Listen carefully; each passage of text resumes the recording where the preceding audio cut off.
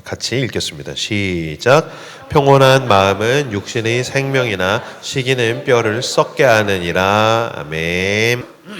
네, 반갑습니다. 저는 라이트하우스 서울숲을 담임하고 있는 이명규 목사입니다.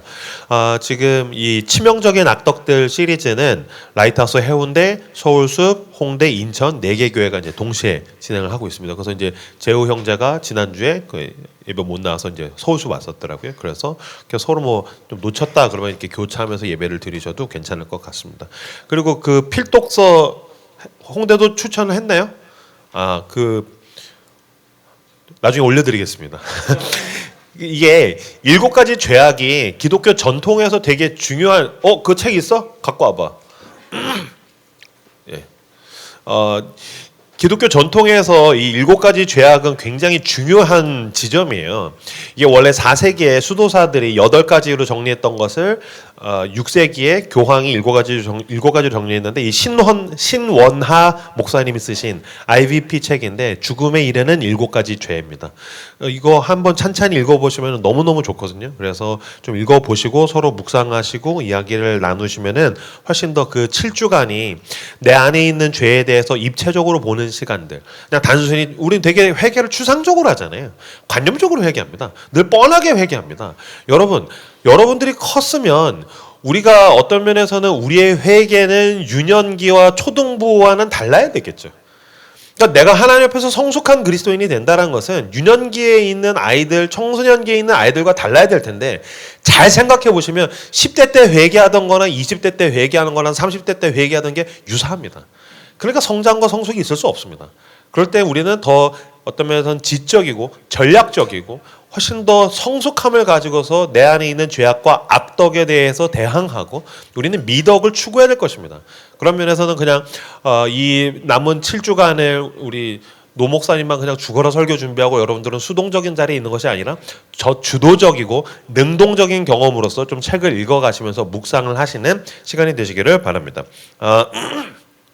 오늘 설교는 질투와 시기에 대한 것입니다.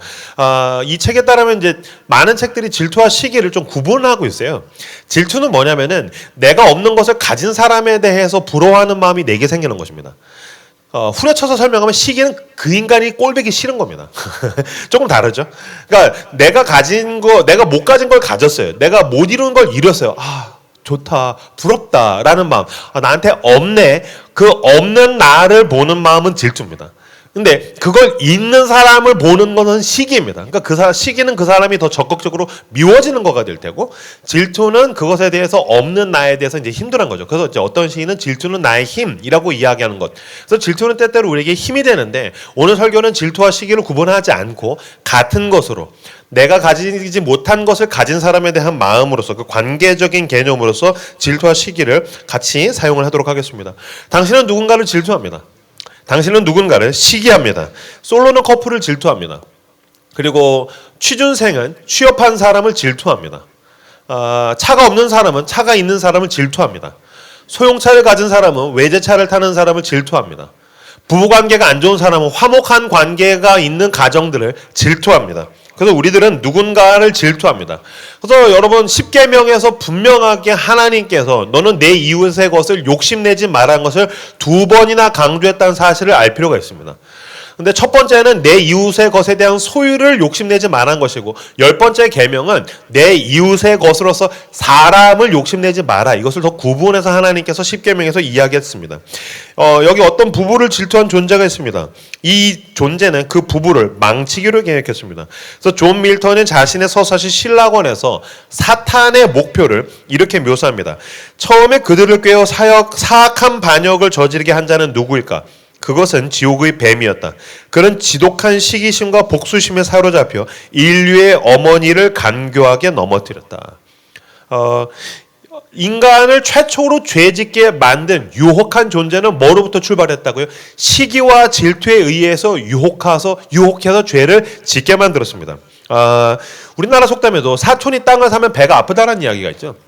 근데 여러분 이 속담을 잘 생각해보면 사촌이 땅을 사면 배가 아프대요. 나를 배 아프게 만든 존재는 누굽니까? 사촌입니다. 그러니까 나랑 관계가 없는 사람이 아니에요. 지나가는 사람이 아니에요. 그냥 뉴스에서 보는 타인이 아니에요. 사촌이에요. 심지어 그 이웃 사촌은 관계가 좋을 땐 이웃 사촌이라고 이야기하죠. 그러니까 나랑 친한 사람이에요. 근데 그 친한 사람이 잘 됐을 때 오히려 나는 배가 아프다라는 거예요. 그러니까 나랑 친밀한 사람, 나랑 관계가 있는 사람, 평소에 나한테 좋은 관계가 있는 사람인데 그 사람이 땅을 샀는데 내가 배를 아파하더라라는 것입니다. 그래서 여러분, 질투가 가지고 있는 묘한 것은 뭐가 있냐면요, 나랑 관계가 없는 사람에 대해서 질투하는 사람은 많지 않습니다. 저는 이제 직업이 목사지 않습니까? 한강 소설가가 그 노벨상을 탄 것에 대한 아무런 질투가 없어요. 전혀 질투가 없어요. 그죠? 저는 뭐 어떤 연예인에 대해서, 뭐 어떤 미국에 있는 연예인이 그래미상을 탔다, 전 질투가 없어요. 어떤 건축학자가 최고의 건물을 지었다, 전 아무런 질투가 없어요. 근데 어떤 목사가 설교를 잘해요, 질투가 나요. 어떤 교회가 사역이 잘 된대, 질투가 나요. 라이트하우스 서울숲도 급성장한 교회거든요. 근데 어떤 교회는 출발할 때부터 200명으로 출발했는데 2년 만에 1000명이 모인대. 와, 좋겠다 저 새끼. 이번 주에도 어떤 교회 갔는데 10년 됐는데 건물을 샀다라는 거예요. 임대를 큰 건물을 임대했던 거. 아, 좋겠다. 목사님 너무 축하합니다. 라고 하는데 속으로 좋겠다. 아, 왜 우리 교회는 이런 헌금이 모이지 않지? 왜 이 교회는 어떤 비결이 있었길래 이 교회는 이런 큰 건물을 임대할 수 있게 된 거지? 질투가 나는 겁니다. 그러니까 나랑 상관없는 사람 때문에 질투가 나는 건 많지 않아요. 근데 진짜 배가 아플 정도로 질투가 나는 것은 내 손에 잡히는 사람들, 나랑 가까운 사람들, 나랑 밀접한 사람들 때문에 우리는 힘들어하게 되더라는 것입니다.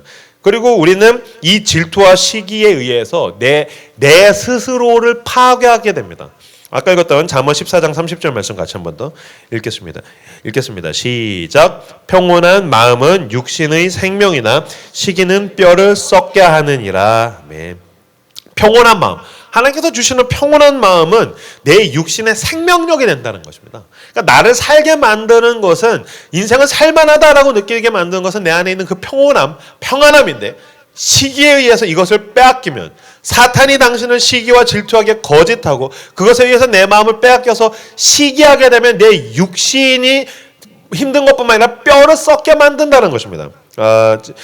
일본에서 대지진이 났었습니다. 예전에 일본에서 대지진이 났는데, 그때 페이스북을 하는데 페이스북에서 막 선지자가 너무 많은 거예요. 막 하나님 일본을 심판하셨다.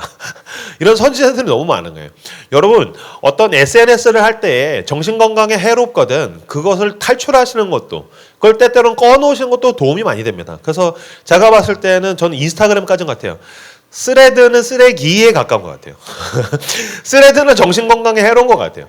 근데 어쨌든 그때 페이스북에서 막 일본을 하나님이 심판하셨다, 고베 대지진으로 엄청나게 많은 사람이 죽어나갔는데, 일본이 이럴 줄 알았다, 하나님이 심판하셨다, 막 그런 글들을 보는데, 그 페이스북에 있는 선지자들을 보는데 뭔가 기괴하다라는 느낌, 뭔가 괴랄하다라는 느낌이 있었어요. 무슨 말이냐면, 사람이 죽었으면 슬퍼해야지. 사람이 고통받고 있으면 아파해야지. 쌤통이다, 잘됐다, 진노의 심판이다, 하나님이 뭐 그렇게 하시는 거다, 니네 이럴 줄 알았다, 이게 맞는 것인가? 그래서 제가 글을 썼을 때 이렇게 했습니다. 수많은 사람이 죽었으면 같은 판단을 하기 전에 슬퍼야 하는 것이 아닌가? 고통에는 고통으로 반응해야 된다, 기쁨에는 기쁨으로 반응해야 된다. 그때 제가 인용했던 구절이 로마서 12장 15절입니다. 즐거워하는 자들과 함께 즐거워하고 우는 자들과 함께 울라. 이게 여러분, 시기와 질투를 벗어날 수 있는 여러분들이 붙들어야 하는 말씀이 이것입니다. 즐거워하는 자들과 함께 즐거워하고 우는 자들과 함께 울라. 여러분들이 질투할 때에 다른 교회에 다니는 사람 질투하는 일 별로 없을 겁니다. 이 교회에서 서로 질투하는 겁니다. 이 교회에서 시기하는 것입니다. 그래서 여러분들이 서로 시기 질투하지 않습니까? 그럼 이 교회의 뼈가 썩는 겁니다. 그러니까 여러분들이 사랑하는 이 라이트하우스 홍대가 강건해지길 원하십니까? 하나님께 붙들려서 쓰임받기를 원하십니까? 누가 됐든지 즐거워하든 함께 즐거워야 됩니다. 누가 됐든 울거든 함께 울어야 됩니다. 심지어 평상시에 그 인간 꼴 보기 싫어도 그 사람이 울거든 내가 지금 이 사람의 슬픔 앞에서 뭘 해야 됩니까? 심판이다, 의를 들이대고 말씀을 들이대고 아니요. 울면 울고 웃으면 웃는 거울과 같은 성도들이 되시기를 주님의 이름으로 축복합니다. 고통이라는 단어가 있어요. 반대말은 뭘까요? 기쁨이죠. 고통의 반대말은 기쁨이죠. 근데 독일에서는 이 고통과 기쁨이라는 단어를 붙여서 사용합니다. 고통, 기쁨. 한국말로는 말이 안 돼요. 고통의 반대말은 기쁨이잖아요. 근데 고통과 기쁨을 함께 붙여서 요 샤덴프로이데. 샤덴은 기쁨이고 프로이데는 고통이에요. 근데 프로이데는 기쁨이에요. 근데 이 고통과 기쁨, 샤덴과 프로이데를 붙여서 써요. 샤덴과 프로이데는 뭐냐면요. 남의 고통, 샤덴에 대해서 내가 기뻐하는 거예요. 프로이데. 그래서 이건 시기죠. 그러니까 시기하면 뭐 할 수 있죠? 그 사람이 고통받으면 그 사람의 샤덴에 대해서 내가 프로이데, 기뻐하는 것. 이 샤덴 프로이데를 붙여서 사용하는데 이걸 우리의 말로 사용하면은 시기에 의한 감정이라고 이야기할 수도 있을 것입니다. 유대인의 민담에 이런 이야기가 있어요. 두 사람이 길을 걸어가고 있는데 샤덴 프로이데를 잘 설명할 수 있는 이야기예요. 유대인의 민담에 두 사람이 길을 걸어가고 있는데 왕을 만나게 됐던 거예요. 근데 한 명은 욕심이 많은 사람이고 한 사람은 시기가 많은 사람이에요. 그래서 왕이 얘기했던 거예요. 둘 중에 한 명이 뭐든지 얘기하면 내가 소원을 들어주마. 대신 그 사람의 친구에겐 2배로 응답해 주마. 둘이서 고민이 빠졌다는 거예요. 욕심 많은 친구가 저에게 1억을 주십시오. 그럼 내 친구가 2억을 받겠네? 욕심 많은 애도 갈등을 하고 있는데 욕심 때문에 저에게 1억을 주십시오. 10억을 주십시오. 100억을 주십시오. 이 얘기를 못하는데 시기하는 사람은 이게 더 힘든 거예요.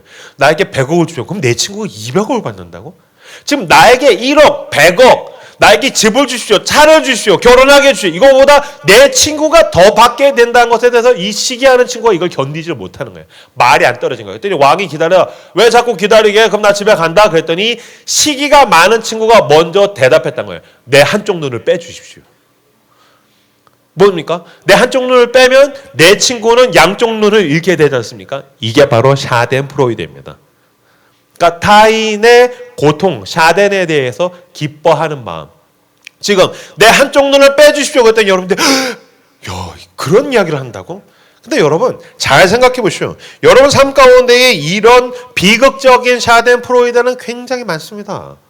여러분 그거 아십니까? 친구가 주식을 했는데 돈을 벌어요. 배가 아픕니다.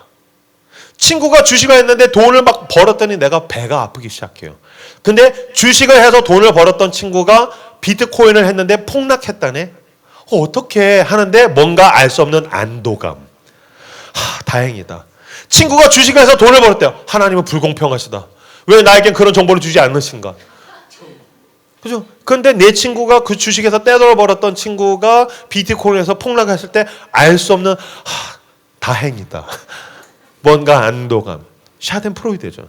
굉장한 쾌감은 아닐지라도 당신은 고소해야 하는 겁니다. 그래서 샤덴프로이데를 우리말로 의역하자면 제가 봤을 때 고소해야 하는 거예요. 다행이다. 다행이다. 이렇게 고소해야 하는 거죠. 친구가 연애를 했어요. 근데 친구가 연애해서 집값에 어떤 연인, 남자친구, 여자친구랑 연애하기 위해서 데리고 왔는데 너무 예뻐요. 너무 잘생겼어요. 그러니까 집안도 좋아요. 이게 뭐야? 하나님은 불공평하시다.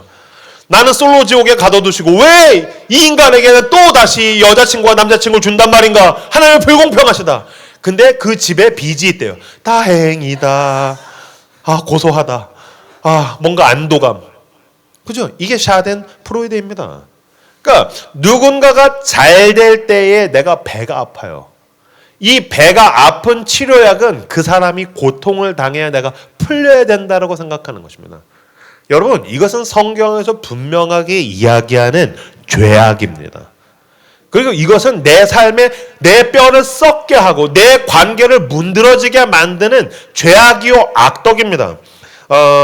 성경이 아까 제가 말씀드렸죠. 인간이 최초로 죄를 짓게 만든 것은 사탄의 시기, 샤덴프로이데로 인한 것이었습니다.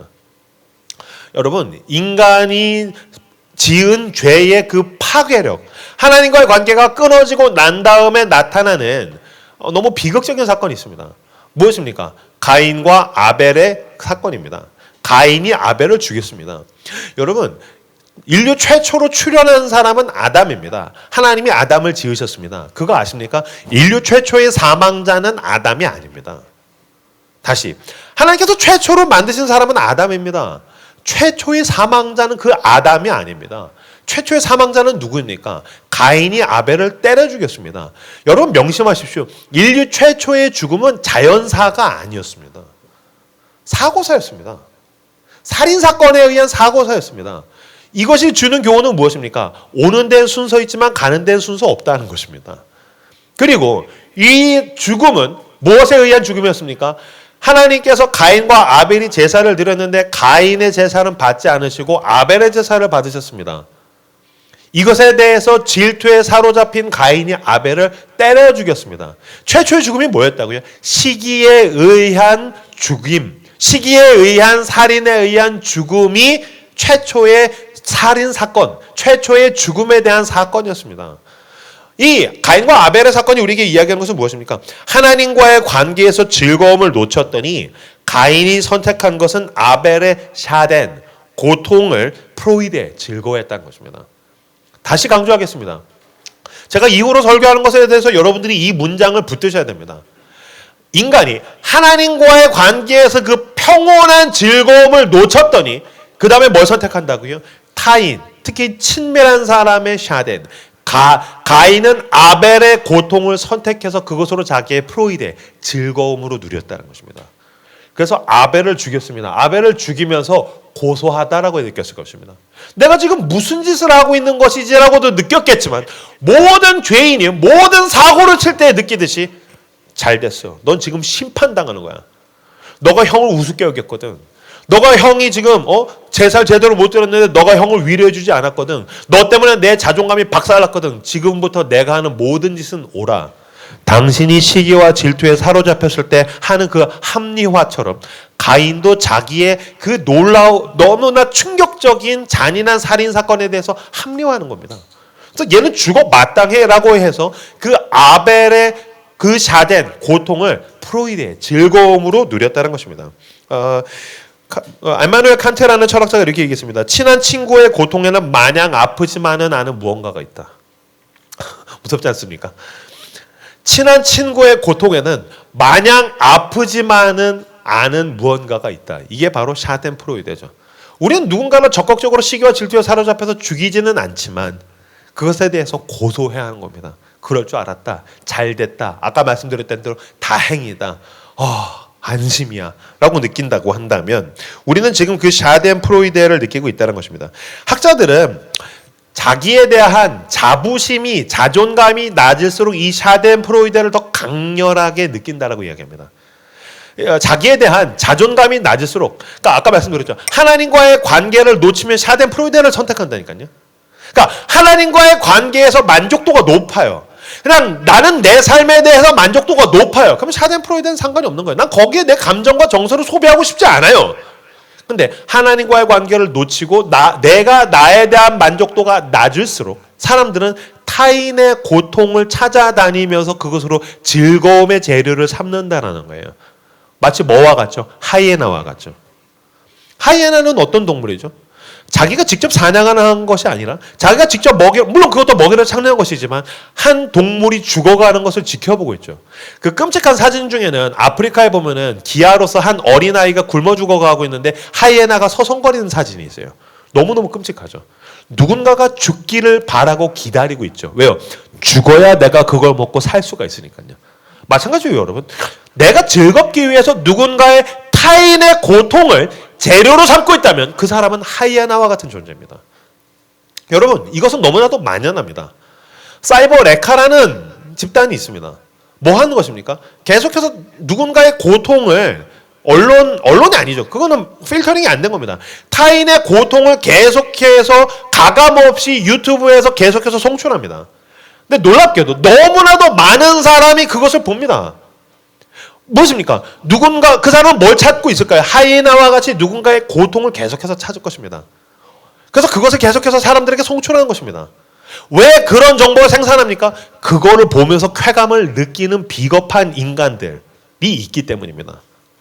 그러므로 여러분, 연예인의 소식이 되었든 이웃의 소식이 되었든 정치인의 소식이 되었든 그 누구의 소식이 되었든 여러분 그럴 때가 있지 않습니까? 내가 인스타그램에서 어떤 짤을 보고 내가 유튜브에서 어떤 것을 클릭해서 보고 내가 네이버 뉴스에서 어떤 것을 보는데 이게 나랑 아무 상관이 없는데 누군가가 잘 안 됐다라는 것을 보면서 알 수 없는 고소함을 느끼고 있다면 당신도 지금 샤덴 프로이데의 공범인 겁니다. 그게 하나님과의 관계에서 온전함이 있다면 우리는 그런 무의미한 것들에 누군가의 고통을 재료로 삼지 않을 것입니다. 누군가의 고통에 대해서 우리는 우는 자와 함께 울게 될 것입니다. 나는 누군가를 오히려 고통받는 자들을 기뻐하게 만들고 싶어 할 것입니다.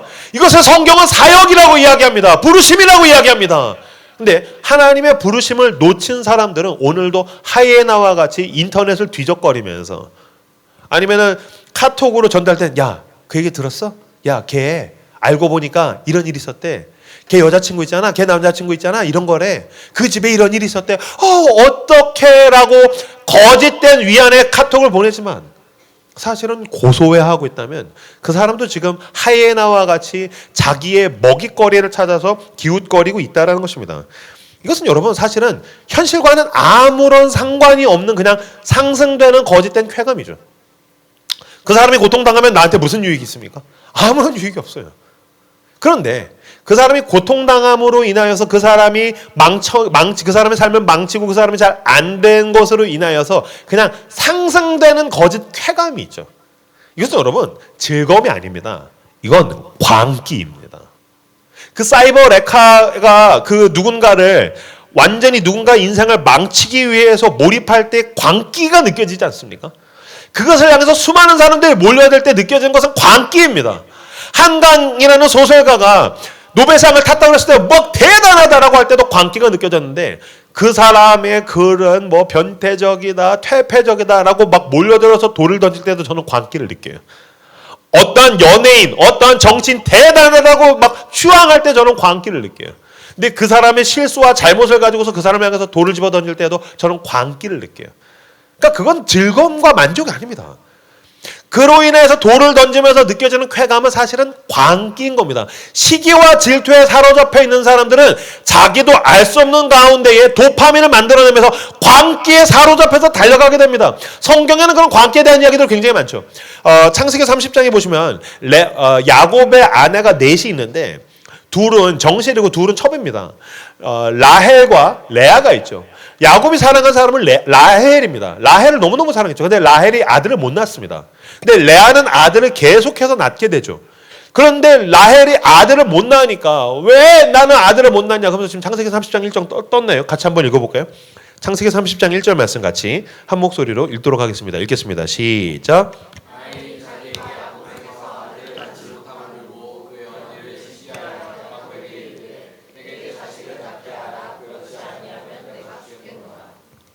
라헬이 자기가 야곱에게서 아들을 낳지 못함을 보고 그의 언니를 시기하여 아들을 낳고 싶은데 못 낳아서 힘든 수준이 아니에요. 나는 못 낳는데 왜 우리 언니는 아들을 순풍순풍 낳는가? 친언니입니다. 게다가 스토리를 알고 계신 분들 아시겠지만 레아는 좀 못생겼기 때문에 그 남편에게 사랑을 못 받았고요. 라헬은 남편에게 너무 많은 사랑을 받았습니다. 그러면 우리 언니인데 친언니인데 남편에게 사랑을 못 받아서 불쌍한데 아들을 낳았으니 다행이다 라고 할 수도 있는 거잖아요. 근데 불같이 시기하면서 야곱에게 이르되 내게 자식을 낳게 하라. 그렇지 않으면 내가 죽겠다. 나 아들 못 낳게 하면 아들 못 낳으면 나 죽어버릴 거야. 근데 자기가 아들을 못 낳으니까 어떻게 하는지 아십니까? 자기의 여종을 붙입니다. 남편에게. 그래서 걔가 아들을 낳습니다. 그걸 보고서 레아도 자기의 종을 붙입니다. 그래서 원래 마누라가 둘이었는데 넷이 된 겁니다. 어떤 면에서는 야곱으로서는 운일 수도 있겠군요. 좋은 일일 수도 있겠죠. 근데 막 서로 아들 낳기 경쟁을 하느라고 막 자기 종 붙이고 아들 낳고 또 낳고 또 낳고 이건 뭡니까? 광기입니다. 광기입니다. 근데 질투에 사로잡힌 사람은 이런 광기에 사로잡힙니다. 사울을 아시죠? 다윗이 여러분 그 민족 전쟁에서 골리앗을 쓰러뜨린 영웅 아닙니까? 아무도 40일 동안 전쟁하러 나가지 않았는데 다윗이 그 꼬맹이가 청소년이 싸우러 나가겠다고 해서 골리앗을 쓰러뜨렸습니다. 그럼 야 너 대단하다. 나도 나갈 용기가 없는데 너 나가서 이겼다. 너 나보다 낫다. 이렇게 얘기해 줄 수도 있는 거 아닙니까? 근데 돌아왔는데 여자들이 이제 노래를 부르는데 그런 노래를 부르는 인간들도 문제예요. 왕이면 그래도 왕이 싸움을 잘 못했어도 왕 대단해. 그리고 이제 다윗도 좀 훌륭해. 이렇게 하면 모르는데 사울은 천천히요 다윗은 만만이라. 무슨 말이냐면 사울은 1000 곱하기 1000 근데 다윗은 1000 곱하기 1000. 아무래도 이제 다윗이 미혼이니까 여자들이 막 다윗 대단해 뭐 BTS 정국 같아. 별로 BTS 안 좋아하는군요. 뭐 하여튼 대단해 그런 건데 그 노래를 부르는 걸 듣고서 완전히 시기에 자기의 마음이 사로잡힙니다. 그래서 다윗을 죽이겠다고 다윗이 죽는 걸 보기 전까지는 내가 잠을 못 자겠다. 그래서 막 창을 집어 던질 정도로 광기죠. 예수 그리스도께서 나귀를 타고서 들어오실 때, 예루살렘에 입성하실 때 호산나 호산나 하던 자들이 그리스도가 십자가에서 죽을 때 막 뺨을 때리고 침을 뱉고 광기죠. 여러분, 질투와 시기는 사람을 광기에 사로잡히게 만듭니다. 그때부터 어떤 식으로 하냐면 시속 게임을 하게 됩니다. 여러분, 지금도 질투의 시속 게임을 하고 있는 사람이 있다면 회개하시고 그 시소에서 내려오십시오. 시소란 무엇입니까? 내가 내려가야 저 사람이 올라가잖아요. 네가 내려가야 내가 올라가는 것 같은 느낌. 그래서 그 사람을 추락시키고 그 사람을 몰락시켜야 내가 상승되는 쾌감. 그래서 질투하는 사람은 이 시소 위에서 계속 오르락 내리락 하고 있는 겁니다. 여러분, 인생은 시소가 아니에요. 인생은 등산 같아요. 인생은 여행 같아요. 인생은 여정이란 말이에요. 올라갈 때가 있고 내려갈 때가 있어요. 강을 건널 때가 있고 바다를 헤맬 때가 있다고요. 사막과 광야 가운데서 주님께서 함께 하시는 거예요. 때때로는 올라가고 때때로는 내려가죠. 누군가가 올라가냐 내려가냐가 나의 상승과 몰락과 아무 상관이 없다고요. 근데 계속해서 질투에 사로잡힌 사람은 시소를 타고 있는 거예요. 그래서 저 사람 올라가는 거 싫어가지고 저 사람 추락시키려고 안간힘을 쓰면서 왜 나는 올라가지 못하는가? 왜 나는 올라가지 못하는가? 이 시소를 하는 사람들은, 시소 게임을 하는 사람들을 늘 이런 식으로 말합니다. 그 사람이 잘났다는 건 인정해. 그런데 그 사람은 멋져. 그런데 그 사람은 확실히 실력이 있어. 그런데 내가 잘못한 건 인정해. 그런데 요즘 그 사람이 대단한 일을 했다고 들었어. 그런데 분명 이건 놀라운 일이야. 그런데 그러니까 시소에 올라가 있는 사람들은 늘 그런데를 씁니다. 그런데 뭐 하고 싶은 거죠? 그 사람 멋지다는 거 인정해. 그런데 야 그거 알아? 그러니까 험담은 이 질투의 사람이 가장 잘 사용하는 무기 중에 하나입니다. 아주 천박한 무기죠. 여러분, 그런 데가 없어야 됩니다. 그런 데가 없어야 됩니다. 그 사람이 잘났다는 걸 인정해. 대단한 일이 나타났구나. 그 사람 진짜 훌륭해. 속으로 그런 데가 올라올 때 화장실에 변기 물을 내리듯이 그 오물로 더럽혀진 그런 데를 내려버리십시오. 그리고 그냥 끝내는 겁니다. 제가 이렇게 썼어요. 그런 데가 문제다. 그런 데를 끝으로 바꾸라. 그 사람이 잘났다는 걸 인정해. 끝. 그 사람은 멋져. 끝. 그 사람이 얼마나 후진지는 나머지 사람들이 평가할 일이죠. 하나님이 심판하실 일이죠. 그 사람이 확실히 실력이 있어. 끝. 그런데 야 소식 들었어? 이제 저는 제 친구 이제 이정규 목사가 제 질투의 대상이거든요. 설교를 너무 잘해요. 그런데 걔는 옷을 못 입잖아. 그런 얘기 뭐하러 내 입으로 합니까? 다 해버렸네요. 봐 하면서도 뒤가 찜찜해. 패배감이 더 든다고요. 그냥 끝. 잘해. 훌륭해. 대단해. 끝. 주님께서 때가 되시면 나를 높여주실 거야. 주님께서 때가 되시면 내 손을 들어주실 거야. 주님께서 나를 인도하실 거야. 그것을 믿음으로 그 사람의 장점까지만 이야기하고 마무리 지십시오. 결실 지십시오. 매듭을 지십시오. 그렇게 그 사람을 향해서 좋은 이야기를 하고 그런 데를 변기물을 내려버리고 끝맺음 지으시는 여러분들 되시길 주님의 이름으로 축복합니다. 시기와 질투에 사로잡힌 사람들은 시력이 안 좋은 사람입니다. 무슨 말이냐면요. 그 사람에게는 다양한 입체적인 총체적인 이야기들이 있어요. 근데 질투에 사로잡힌 사람들은 그 속 이야기를 볼 수 있는 힘이 없어요. 시력이 없어요.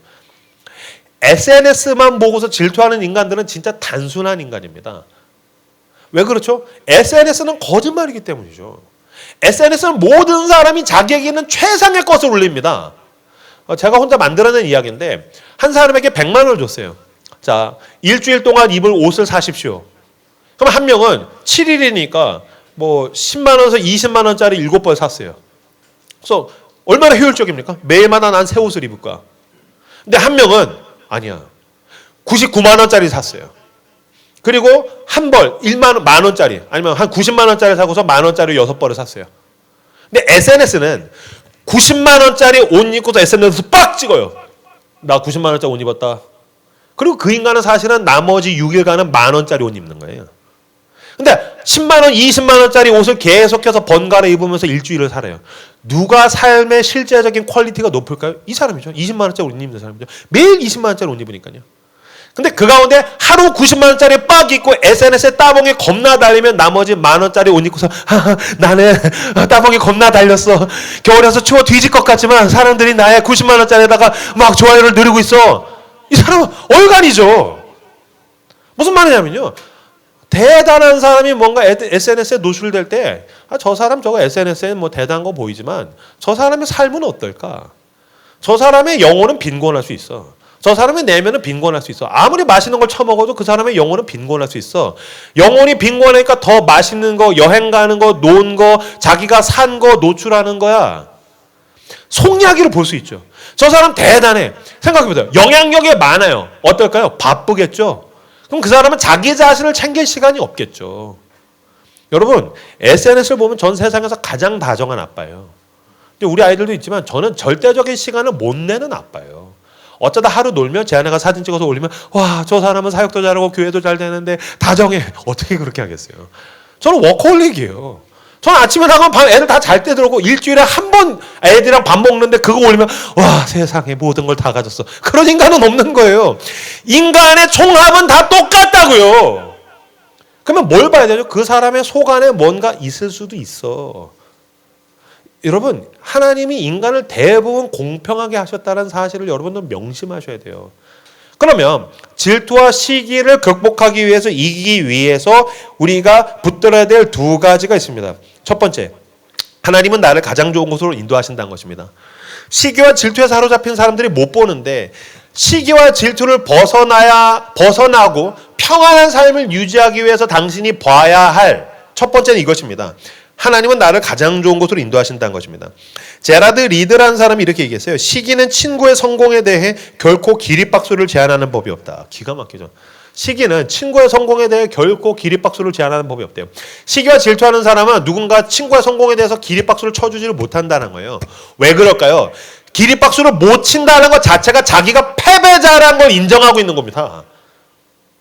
얘 잘 됐어. 근데 난 잘 안 될 것 같아요. 그러니까 박수 못 치는 겁니다. 예, 어떨 때 박수 칠 수 있죠? 나도 너 못지 않아. 나도 잘 돼. 나도 잘 되는데 내가 왜 박수를 못 쳐주죠? 내가 잘 될 건데 내가 왜 박수를 못 쳐주죠? 지금 시기가 다를 뿐이지 이 친구가 잘 됐지만 이후에 나도 잘 될 거 확실하다면 내가 박수를 못 쳐줄 일이 없죠. 제가 이 얘기 제가 저희 교회에서 설교할 때 이야기한 적이 있는데 저는 신학교 들어갈 때도 2번 떨어졌어요. 신학교를 장신대를 2번 떨어졌습니다. 그리고 저는 신학교는 3년제거든요. 그럼 3학년 졸업해야 되는데 저는 4학년 졸업했어요. 낙제했어요. 저는 이 얘기를 하는 게 우선은 제가 동기 중에서 우선 제일 잘 됐고. 근데 이거 잘 됐다고 이야기하는 게 아니라 여러분, 이명규 목사가 얼마나 근사한 인간인가. 제가 제 얘기를 한번 들어보세요. 전 3학년 졸업할 때 낙제했어요. F가 많아가지고서 저는 낙제했어요. 졸업 보류예요. 그래서 저는 낙제했는데 졸업식에 갔습니다. 제 동기들 다 졸업하는 거예요. 전 갔어요. 전 진짜 심플해요. 왜 갔어요? 사랑하는 동기들이 졸업하니까. 축하해 주려고. 그리고 같이 순댓국 먹으려고. 그리고 시간 나는 놈들 있으면 데리고서 롤 하려고. 진짜 심플한 생각을 가지고서 갔어요. 그래서 아무 생각 없이 가가지고 축하해 줘야지. 그래서 막 올라가고 있는데 한 명이 내려오면서 형 졸업 축하해요. 그래서 내가 웃으면서 형 졸업 못했어. 형 낙제했어. 그때 걔가 형 미안해요. 그래서 야 내가 졸업을 못했는데 왜 네가 미안해? 야 사진 찍자. 야 졸업 축하한다. 찍고. 야 졸업 축하해. 야 이거 학사모 멋있다. 옷 멋있다. 야 졸업 축하해. 너 이따 나랑 순댓국 먹을래? 아니요 가져갔어요. 형 알았어. 잘 가. 또 막 가고 있는데 형규야 졸업 축하해서 형 저 낙제했어요. 저 졸업 이번에 실패했어요. 형규야 미안해. 형 제가 졸업을 못했는데 왜 형이 미안해요? 형 괜찮아요. 형 저랑 사진 찍어요. 사진 찍고 형 축하해요. 형 진짜 열심히 하더니 잘 될 줄 알았어요. 형 사육 요새 어디서 하세요? 형 저랑 순댓국 먹을래요? 형 밥 먹기로 했어. 미안해요. 가세요. 꺼지세요. 야 너 나랑 순댓국 먹을래? 좋아요. 그래서 순댓국 먹고 롤 했어요. 왜냐면 제 생각에 졸업 누가 1년 먼저 할 수도 있고 못 할 수도 있지. 누가 목사 먼저 할 수도 있고 못 할 수도 있지. 목사 1년, 5년 먼저 한다고 그 사람이 사역을 더 잘하는 건 아니잖아요. 그리고 그 사람이 교회가 1년, 5년 더 커진다고 해서 그 사람이 죽을 때까지 잘하는 것도 아니에요. 난 죽을 때까지 신실한 그리스도인으로 살기를 원해요. 그래서 하나님께서 내 인생 가운데 나의 리듬이 있고 나의 시간이 있고 나의 계절이 있는데 누군가가 열매를 맺었다고. 여러분, 사과가 열매를 맺을 때랑 배가 열매를 맺을 때랑 귤이 열매를 맺을 때가 시기가 달라요. 그러면은 사과가 열매를 맺으면 귤이 질투해요? 젠장! 왜 난 열매를 못 맺었어? 귤은 겨울이 돼야 돼요. 무슨 말이냐면 때가 다르다고요. 그러면 하나님께서 맡기신 나의 시간이 오면 나는 나의 열매를 맺는 거지. 고유한 열매를 맺는 거지. 귤이 왜 감을 질투합니까? 그래서 귤이 가을에 나를 팔아주세요. 그러면 떨궈서 못 처먹어요. 그러니까 하나님께서 나에게 맺으시는 시간은 다 다르다. 나는 지금 이걸 원하지만 이걸로 주실 수도 있고 그렇지 않을 수도 있다. 제가 졸업한 다음에 목사로 사역을 하고 있는데 후배 하나가 그 신학교를 졸업하는데 카톡방에서 난리가 났다는 거예요. 왜냐면 거기는 이제 되게 큰 신학교여가지고 한 200명이 들어가 있는데 서로 졸업을 하기 때문에 서로 축하하고 졸업 축하해요 막 그러고 있는데 한 명이 장문의 글을 써놓고서 카톡방을 나갔대요. 그 사람이 이렇게 얘기했대요. 졸업한 거는 이해하지만 축하는 하지만 그런데 이놈의 그런데가 문제예요. 여전히 이 카톡방에는 이런저런 이유로 낙제를 해서 졸업을 못한 사람들이 있다는 것도 좀 알아주셔야 되는 거 아닙니까? 근데 너무 배려가 없는 거 아닙니까? 저 상처받았습니다. 그리고 카톡방 나갔다는 거예요. 대다수는 졸업할 거 아니에요. 근데 저같이 졸업 못한 사람이 졸업하는 건 축하드립니다. 그런데 저 상처받았어요. 그리고 나갔다는 거예요. 제가 그 얘기 듣고 나서 야, 그 새끼는 그거 목사하면 안 되겠다. 야, 그런 소심한 그런 어떤 소갈딱지 가지고서 무슨 목사를 하냐. 목사를 하면 나는 힘들어도 여전히 성도들이 잘 될 때가 있는데 목사를 하면 우리 교회는 힘들어도 성도들은 외제차를 타는 사람들이 있는데 그런 소갈딱지를 가지고서 무슨 목사를 하냐. 그 사람은 지금 뭐가 안 되는 겁니까? 웃는 자와 함께 웃고 우는 자와 함께 우는 게 안 되는 겁니다. 근데 왜 안 되는지 아십니까? 여러분 가운데에서도 그게 안 되는 사람이 있다면 여러분 이 시간 그리스도의 십자가를 바라보십시오. 그리스도의 십자가는 무슨 뜻입니까? 하나님의 아들께서 죽어서 심판받아야 하는 나를 위해서 대신 죽으셔서 우리를 구원하셨습니다. 구원이란 무슨 뜻입니까? 하나님께서 결국에 나를 가장 좋은 곳으로 인도하신다는 것입니다. 그러니까 우리가 믿는다는 것은 그냥 죽으면 나 지옥을 면하게 된다는 수준이 아닙니다. 주께서 결국에 나를 가장 좋은 곳으로 인도하신다. 제가 늘 인용하니까 이 정도 이제 여러분들도 외우셔야 되지 않습니까? 만일 하나님이 우리를 위하시면 누가 우리를 대적하리요? 그 아들을 아끼지 않고 우리를 위하여 내주시니까 어찌 그 아들과 함께 우리에게 모든 것을 주시지 않겠느냐. 아들을 주셨다는 건 모든 걸 주셨다는 뜻이란 거예요. 그러니까 하나님이 결국에 나를 가장 좋은 곳으로 인도하실 거야. 그러므로 고통이 있으면 고통인 이유가 있으니까 나는 이걸 그냥 넘어가면 되죠. 지나가면 되는 거죠. 슬픔이 있으면 슬픔의 시간대로 지나가면 되는 거죠. 우리는 이 시간들을 통해서 희망을 품는 거죠. 하나님이 결국에 나를 가장 좋은 곳으로 인도하실 걸 난 믿어. 여호와는 나의 목자시니 내게 부족함이 없으리로다. 그가 나를 푸른 초장과 쉴만한 물가로 인도하신다는 걸 난 믿어. 이걸 믿을 때 하나님은 나를 가장 좋은 곳으로 인도하신다는 것을 믿을 때 내 앞에서 친구가 잘 될 때 우리는 기립박수를 쳐줄 수 있죠. 너와 나의 시간은 달라. 내가 오히려 잘 될 때 나는 친구들 앞에서 나는 우월감을 내려놓고 함께 슬퍼해 줄 수 있죠. 나에게 가장 좋은 곳이 나를 기다린다는 것을 믿음으로 나아가는 여러분들 되시길 주님의 이름으로 축복합니다. 봐야 될 두 번째는 이것입니다. 평범함을 감사하는 힘입니다. 평범함을 감사하는 것의 힘입니다.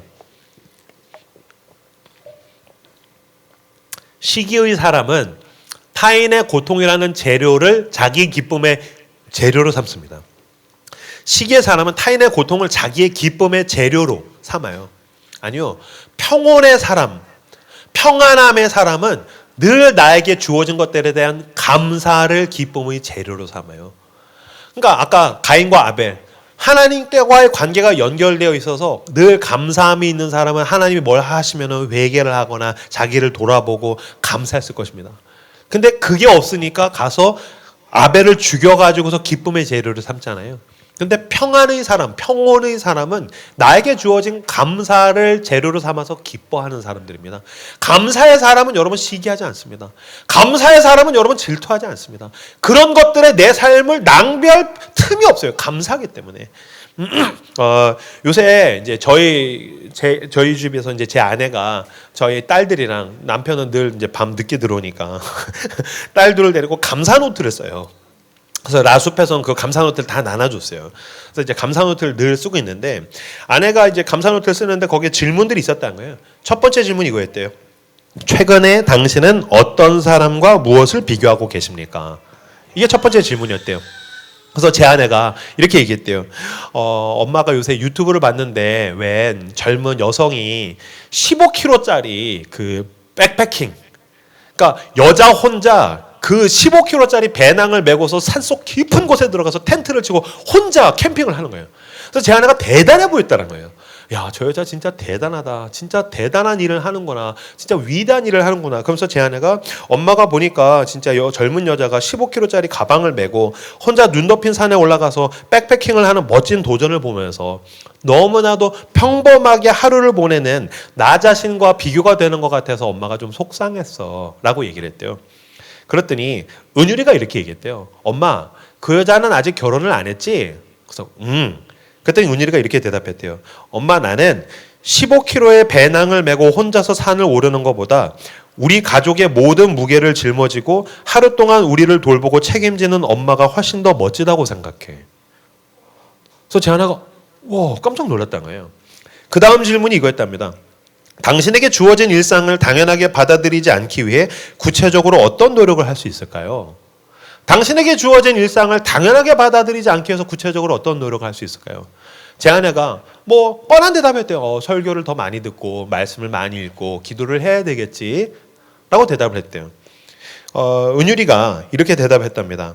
나는 아침에 일어났을 때 눈을 뜨게 해주셔서 감사합니다 라는 기도로 먼저 시작할 거야. 밥 먹을 때도 자기 전에도 하루 동안 모든 일어나는 일들에 대해서 감사합니다라는 말을 많이 하면 자연스럽게 하나님과 함께 하루를 지낼 수 있을 것 같아. 순간 제 아내가 내가 뭔가 가장 중요한 걸 놓치고 있구나. 그래서 자기 안에 있었던 시기와 질투가 밀려나가고 감사가 채워졌다는 거예요. 나에게 주어지는 평범한 하루가 얼마나 감사한 것인지를 내가 놓치고 있었구나. 아이들과 함께 있을 수 있다는 게 가장 감사한 거구나. 이렇게 하루를 보낼 수 있다는 게 감사한 거구나. 오히려 하나님께서 내가 아이들을 키운다고 생각했는데 아이들을 통하여서 깨닫게 하시고 은혜를 받게 하시는 거구나. 하나님께서 은혜를 베푸셔서 나와 아이들과 우리 가족이 함께 자라고 있는 거구나. 감사가 채워지니까 그 모든 부정적이던 감정들이 밀려나가기 시작했다는 것입니다. 평범함을 감사하는 것이 시기와 질투를 이기는 놀라운 힘입니다. 왜 감사를 놓치셨습니까? 하나님의 은혜입니다. 나에게 여전히 주어지지 않은 것, 그런데 다른 누군가가 가진 것을 시기하고 질투하느라 내 뼈를 썩게 만들고 내 관계를 무너뜨리는 어리석은 사람이 되는 것이 아니라 여러분, 이 시간 하나님께로 나와 주님께서 나에게 베풀어 주신 귀한 선물들로 인하여 감사하며 기뻐하며 살아가는 감사의 사람들 되시길 원합니다. 특히 우리는 여러분 추수감사주의를 향해서 나아가고 있습니다. 저는 추수감사주일이 있으면은 앞뒤로 2주간을 1년 동안의 감사의 제목들을 묵상하고 하나님 앞에서 많이 울려고 합니다. 울고 울며 감사함이 내 삶에 가득히 채워집니다. 그리고 11월을 보내고 12월을 보내면 저는 내년이 두렵지 않습니다. 왜 그렇습니까? 지금까지 지켜주신 나를 감사하게 하신 분께서 내년도 그 감사로 충만하게 하실 것을 나는 신뢰할 수 있기 때문입니다. 그래서 오늘 예배를 마치고 한 주간을 살면서 감사를 기록하고 감사해야 하고, 추수감사주일 때 주님 앞에 눈물로 감사해야 하고, 여러분들이 물질로 떼어드린 감사와 헌금으로 감사해야 하고, 나의 모든 삶으로 주님께 고백하며 감사해야 해서 감사로 제사드리는 저 여러분들 되시기를 주님의 이름으로 축복합니다. 마지막으로 복음에 대한 이야기로 마무리 짓겠습니다. 샤덴프로이데는 타인의 고통으로 기뻐하는 것입니다. 여전히 시기와 질투로 나의 기쁨의 재료를 삼고 있다면 이 시간 그리스도의 십자가로 나아갑시다. 여러분, 그리스도께서 우리에게 가장 좋은 것을 주기 위하여서 어떻게 하셨습니까? 세상은 타인의 고통을 자기의 기쁨의 재료로 삼지만 주님은 우리를 기쁘게 하시기 위하여서 본인이 고통당하셨습니다. 시기와 질투에 사로잡혀 있다면 그리스도의 십자가로 나오십시오. 주님은 우리에게 가장 좋은 것을 주기 위하여서 그가 대신 고통을 당하셨습니다. 굳이 말을 바꾸자면 프로이데 샤덴이죠. 우리를 기쁘게 하기 위하여서 그분은 모든 조롱과 고통을 대신 당하사 우리의 삶에 가장 좋은 것을 빚어내셨습니다. 우리는 이제 기꺼이 내가 기뻐할 일을 가지고 사람들에게 열등감을 불러일으킬 뿐만이 아니라 너가 기쁠 수 있다면 나는 십자가의 고통을 얻기 위해 짊어지겠다. 거기까지 나아가는 그리스도의 제자들 다 되시기를 주님의 이름으로 축복합니다.